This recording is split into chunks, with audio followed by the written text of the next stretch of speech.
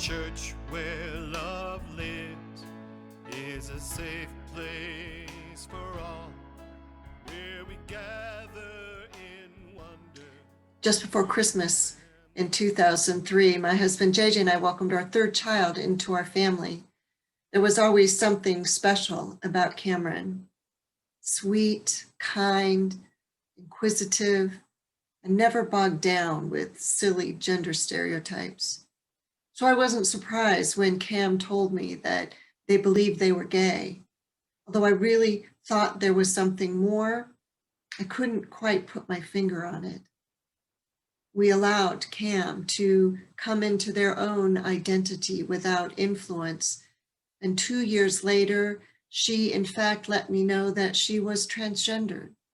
She wasn't a boy as we thought, but rather a girl trapped inside of a boy's body. And I had no idea what that really meant, but I knew then it was my most important calling, to be her mother. And what I didn't know then, but what I know now, is how dangerous it is to be transgender, how her life will be and has been threatened, harassed, and that she would be denied basic human rights just because of her gender identity. And I think what frightens me the most is that the rate of suicide for transgender people is 30 times that of our general population.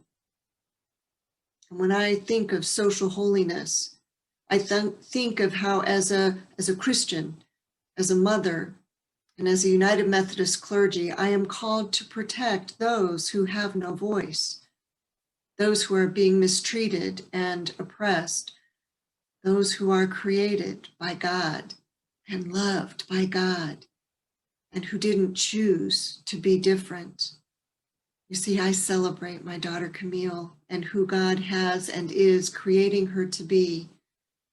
Her bravery in the face of obstacles gives me courage to stand up for her and for all of our LGBTQ sisters and brothers who have been harmed and continue to be harmed, not only in society at large, but by some even in our United Methodist churches. My daughter's life depends on acceptance and love, not just at home, but in society and most importantly, in the church.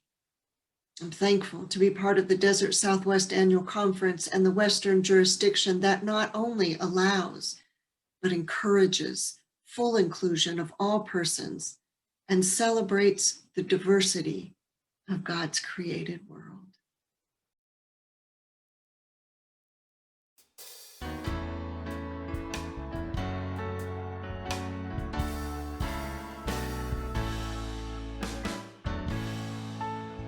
The church where love lives is a safe place for all, where we gather